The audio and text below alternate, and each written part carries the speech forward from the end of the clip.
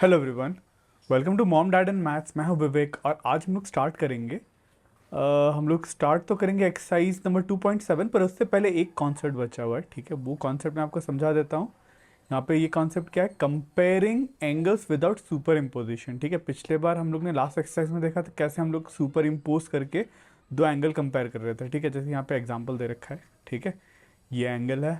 ठीक है, ये वाला एंगल एक सॉरी सीधा लाइन नहीं बनता है सर। ये वाला एंगल जो है और ये वाला एंगल है, ये ग्रीन वाला और रेड वाला देखो। ठीक है, और ये जो एंगल है इसको मैंने क्या करा, इस फिगर में सुपर इम्पोज कर दिया, एक दूसरे के ऊपर ओवरलैप कर दिया। तो रेड वाला ये वाला है और ग्रीन वाला ये वाला है। ठीक है, यहाँ पे तो दोनों एक दूसरे के ऊपर आ रहा है, इसलिए हम लोग कह रहे हैं इक्वल एंगल है। ठीक है, सेम वे में अगर इधर पे ये दो एंगल्स को देखें आपको ज़्यादा क्लियरली दिखेगा। ठीक है, अब इस एंगल में क्या करें हम लोग ने, सुपर इम्पोज कैसे यूज़ करा है। सबसे पहला ये वाला एंगल है जो ब्लू में बनाया है। ठीक है, और एक ग्रीन में बनाया हुआ एंगल है। ठीक है, अब मैंने इन दोनों फिगर को, ब्लू और ग्रीन वाले एंगल को एक फिगर में ही लिख दिया। ठीक है, तो ये वाला पी वाला तो ग्रीन का है। ठीक है, और ये वाला ब्लू कलर का है, जो दूसरा वाला ए वाला एंगल है ये ब्लू कलर का। तो ऐसे मैंने एक दूसरे के ऊपर रखा, सुपर इम्पोज करा, फिर चेक करा एंगल का वैल्यू। ठीक है, this was comparing angle by super imposition, मतलब एक दूसरे के ऊपर प्लेस करने के बाद हम लोग कंपेयर करना। बट इस केस में हम लोग यहाँ पे एक एग्जाम्पल आपको दे रखा है, comparing angle without super imposition. ठीक है, आपको एक एक्टिविटी दे रखा है। ठीक है, ये एक्टिविटी से बेटर मेरे पास यहाँ पे जो टूल है, ठीक है, इस टूल में एक बहुत अच्छा डायग्राम, एक टूल बन जाता है जिससे आपको ये जो कॉन्सेप्ट समझाना चाह रहा है वही समझाऊंगा। ठीक है, ध्यान से देखो। मैं क्या करूँगा, एक एंगल बनाऊंगा। ठीक है, ये बेसिकली कहना समझाना क्या चाह रहा है। ठीक है, दो एंगल, ये एक एंगल है। ठीक है, और ये एक एंगल है। ठीक है, अब मैं क्या करा, देख लो, ये जो दो एंगल है, इसी एंगल को मैंने क्या करा, एक बार कॉपी कर लिया सेम एंगल, कंट्रोल से कंट्रोल वी, अरे जेड कहाँ हो गया, ये है। ठीक है, इसको करा कंट्रोल सी, इधर पे करता हूँ कंट्रोल वी। ठीक है, अब मुझे ये पता है दोनों ही एक ही, मतलब एक ही सेम ही है ना, मतलब इसका कॉपी यही है तो दोनों का एंगल सेम है, ये मेरे को पता है। ठीक है, अब देखो मैं क्या करूँगा, इस केस में जो सेकंड केस में मैं क्या करूँगा, इसका लेंथ बढ़ा दूंगा बस। ठीक है, इसका भी मैंने क्या करा, लेंथ बढ़ा दिया। तो एंगल में कुछ चेंज आया क्या? पहला एंगल कितना था, पहला एंगल कुछ ऐसा था। ठीक है, ये था। अब की बार जब मैंने इसका लेंथ बढ़ा दिया तो एंगल बढ़ा या घटा, यही पूछना चाहता हूँ मैं। ठीक है, आपको यही समझना है। ठीक है, देखो, जब मैं जो साइड से आर्म्स का लेंथ हो, अगर लेंथ को बढ़ाऊं या फिर छोटा करूं तो एंगल कम तक बढ़ता नहीं है। ठीक है, एंगल अभी भी कांस्टेंट है।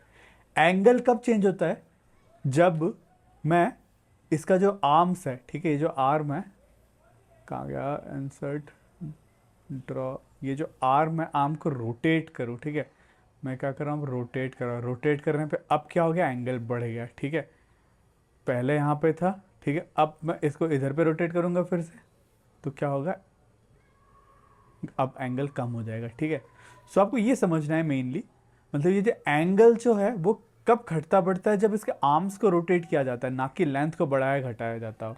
ठीक है, आपको यही समझने का बात है। अब सपोज सेम फिगर था। ठीक है, अब इस फिगर में कुछ ना कुछ एंगल एंगल भी बना ही लेता है, पहले कुछ ना कुछ एंगल बना हुआ था। ठीक है, अब मैं क्या करा, इसी फिगर को फिर से मैंने कॉपी कर लिया, कंट्रोल सी। ठीक है, और यहाँ पे मैंने पेस्ट कर लिया कंट्रोल वी। ठीक है, ठीक है, अब मैं क्या करूँगा, फिर से देखो, मैं ये जो लेंथ है इसका इसका मैं अब छोटा कर दूंगा लेंथ। ये छोटा करने पे एंगल तो चेंज नहीं हो रहा। ठीक है, एंगल में कोई चेंज नहीं आता। ठीक है, पर एंगल में चेंज कब आएगा, जब मैं इसके आर्म्स को रोटेट कर दूंगा, तभी जाके एंगल क्या हो जाएगा, छोटा बड़ा हो जाएगा। अभी तो बड़ा हो गया। ठीक है, इसके ऊपर मैं इधर पे लेके आऊँ तो पहले क्या तरह ही हो गया, अब इधर पे ऐसे करता तो एंगल छोटा हो जा रहा है। ठीक है, यहाँ पे ये जो एक्सपेरिमेंट है, ये जो डायग्राम है, वो आपको यही समझाना चाहता है। ठीक है, कि आर्म्स को छोटा बड़ा करने से, ठीक है, एंगल में कोई चेंजेस नहीं आता। ठीक है, तो और ये पहले वाला फिगर था, इसको मैं मिटा देता हूँ।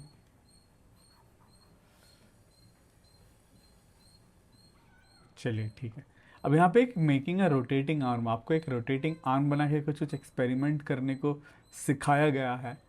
ठीक है, यहाँ पे क्या करा है, take a rotating arms using 2 paper clips and straw. एक स्ट्रॉ जो मतलब जो पाइप होता है और पेपर क्लिप लेके आपको ऐसा कुछ उसको अरेंज करना है, ठीक है। और ये रोटेटिंग आर्म बन जाता है। अब इसको आपको ओपन क्लोज कर सकते हो, ठीक है।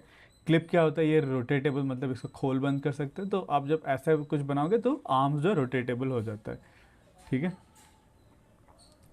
Then you create a cardboard लेके ऐसा कुछ स्लिट बनाया, फिर you try to fit in, ठीक है। Only 1 pair of rotating arm is equal to that slit angle, ठीक है। ये जो एक्सपेरिमेंट है, ठीक है। मैं थ्योरेटिकली पढ़ा रहा, हो सका आपका टीचर समझा दे, इसको मैं नहीं करा रहा, ठीक है। ये बेसिकली मतलब ऐसा कुछ है नहीं, बट आपको अगर खुद से करना है तो खुद से कर लो पढ़ के, या फिर मोस्ट प्रॉब्ली आपको टीचर स्कूल में करवा देगी, ठीक है। यहाँ पे कोई नया कॉन्सेप्ट नहीं है, ठीक है। तो मैं बस कॉन्सेप्ट पे आते हैं। नेक्स्ट हम लोग देखते हैं जो नेक्स्ट कॉन्सेप्ट है यहाँ पे, जो मैंने अभी बात करा, ठीक है।